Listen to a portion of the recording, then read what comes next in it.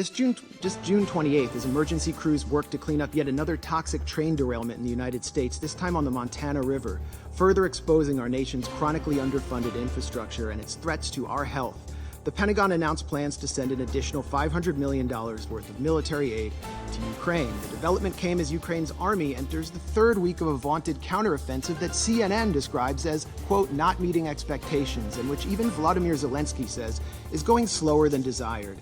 As Ukraine's military failed to breach Russia's primary defense line, CNN reported on June 12th that Kiev had lost, quote, lost 16 U.S.-made armored vehicles sent to the country. So what did the Pentagon do? It simply passed that bill down to average U.S. taxpayers like myself, charging us another $325 million to replace Ukraine's squandered military stock. There was zero effort to consult the U.S. public's position on the matter, and the vast majority of Americans likely did not even know the exchange took place. This policy that I'm describing to you, which sees Washington prioritize unrestrained funding for a proxy war with a nuclear power in a foreign land while our domestic infrastructure falls apart before our eyes, exposes a disturbing dynamic at the heart of the Ukraine conflict. An international Ponzi scheme that enables Western elites to seize hard-earned wealth from the hands of average U.S. citizens and funnel it into the coffers of a foreign government that even Transparency International ranks as consistently one of the most corrupt in Europe. The U.S. government has yet to conduct an official audit of its funding for Ukraine. The American public has no idea where their tax dollars are going, and that's why this week, we at the Gray Zone published an independent audit of U.S. tax dollar allocation to Ukraine throughout the fiscal years 2022 and 23. Our investigation was led by Heather Kaiser, a former military intelligence officer who served in Iraq and Afghanistan. We found, among many bizarre payments, a $4.5 million payment from the U.S. Social Security Administration to the Kiev government. We found $4.5 billion worth of payments from the U.S. Agency for International Development to pay off Ukraine's sovereign debt, much of which is owned by the global investment firm BlackRock. That amounts to $30 taken from every U.S. citizen at a time when 4 in 10 Americans cannot afford a $400 emergency. We found tax dollars earmarked for Ukraine, padding the budgets of a television station in Toronto, a pro-NATO think tank in Poland, and believe it or not, even rural farmers in Kenya. We found tens of millions to private equity firms, including one in the Republic of Georgia, as well as $1 million payment to a single private entrepreneur in Kiev. Our audit also revealed the Pentagon's $4.5 million contract with a company called Atlantic Diving Supply to provide Ukraine with unspecified explosives equipment. This is a notoriously corrupt company that none other than Tom Tillis, the chairman of the Senate Armed Services Committee, previously lambasted for its, quote, history of fraud. Yet once again, Congress has failed to ensure these shady payments and massive arms deals are properly tracked. In fact, much of the military and humanitarian aid shipped to Ukraine has simply vanished. Last year, CBS News quoted the director of a pro-Zelensky nonprofit in Ukraine who reported that only 30% of aid was reaching the front lines. The embezzlement of funds and supplies is at least as troubling as the potential consequences of the illicit transfer and sales of military-grade weapons. Last June, the head of Interpol warned that the massive transfers of arms into Ukraine means, quote, we can expect an influx of weapons in Europe and beyond, and that criminals are now, as we speak, focusing on them. This May, a group of anti-Kremlin Russian exiles outfitted with gear supplied by the Ukrainian government was hailed by Western politicians for carrying out terrorist attacks in Russian territory using American-made Humvees. Although the group, the so-called Russian Volunteer Corps, is led by a man who calls himself the, quote, White King, and includes numerous open admirers of Adolf Hitler, described as neo-Nazis in U.S. mainstream media, the Western weaponization of this militia against Russian forces and Russian civilians has not prompted any outcry from Congress. And while the Biden administration has promised that it's keeping tabs on the weapons sent, a State Department cable leaked last December conceded that, quote, kinetic activity and active combat between Ukrainian and Russian forces create an environment in which standard verification measures are sometimes impracticable or impossible. The Biden administration not only knows that it cannot track the weapons it's shipping to Ukraine, it knows that it is escalating a proxy war against the world's largest nuclear power and daring it to respond in kind.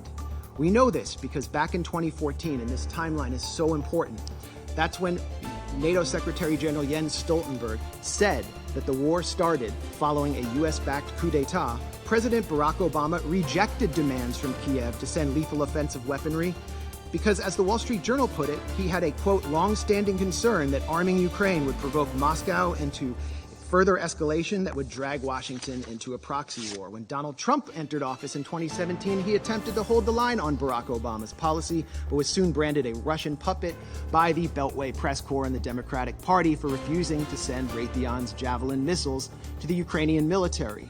His reluctance to send the Javelins became a central theme of his impeachment, and he predictably relented. As U.S.-made offensive weaponry began to reach the front lines of the Donbass, the collective West exploited the Minsk Accords to, quote, give Ukraine time to arm up, as the former German Chancellor Angela Merkel put it. In January 2022, the U.S. announced a $200 million arms package to Ukraine.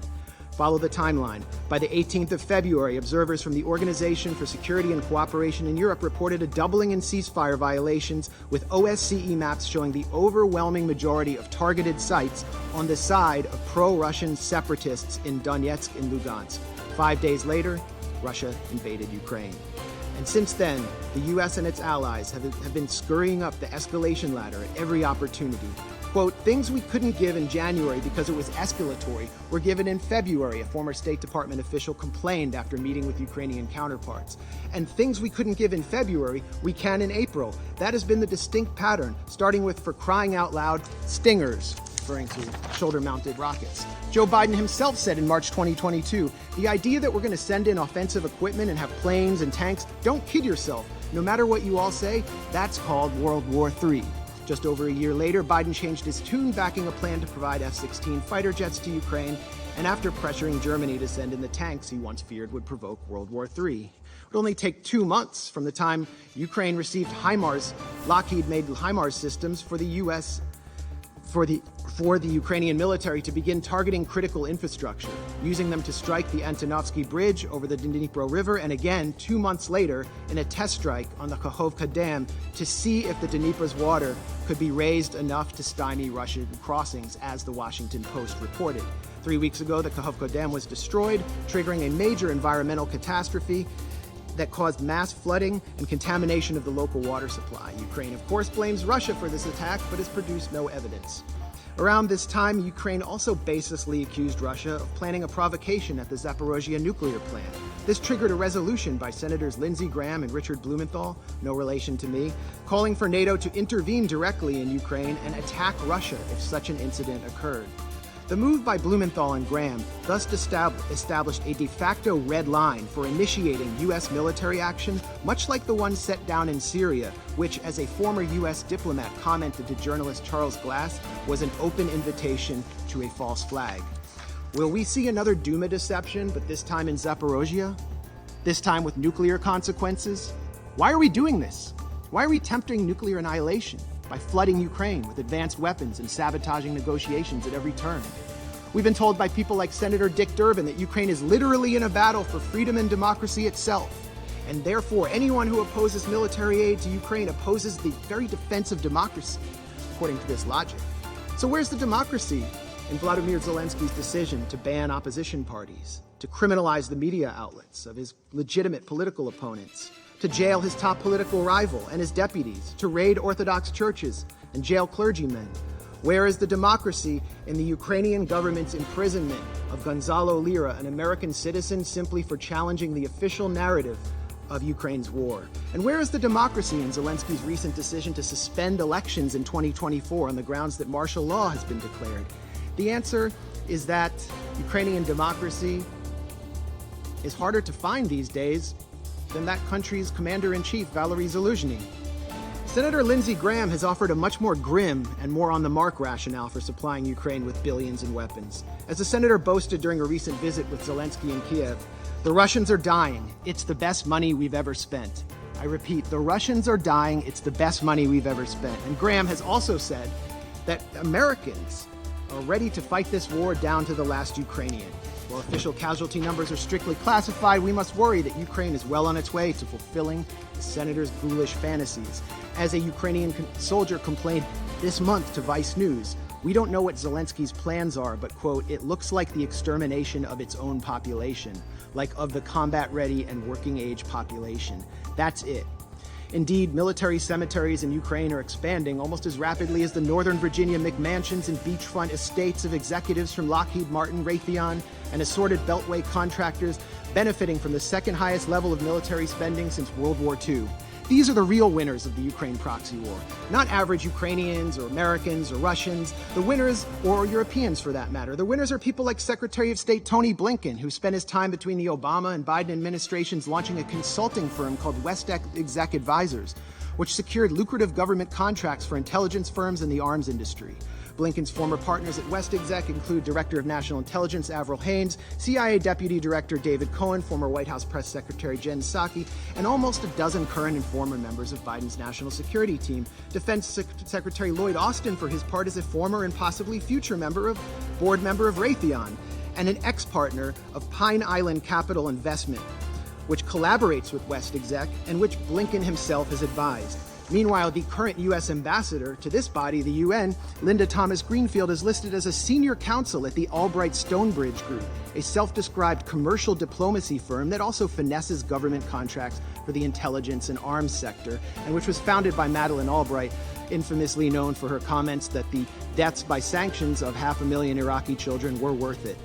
So while military-age Ukrainian men are ripped off the streets by military police and sent to the front lines, the financially and politically connected architects of this proxy war are planning to walk through the revolving door to reap unimaginable profits once their time in the Biden administration is over. For them, a negotiated settlement to this territorial dispute means an end to the cash cow of close to $150 billion in U.S. aid to Ukraine.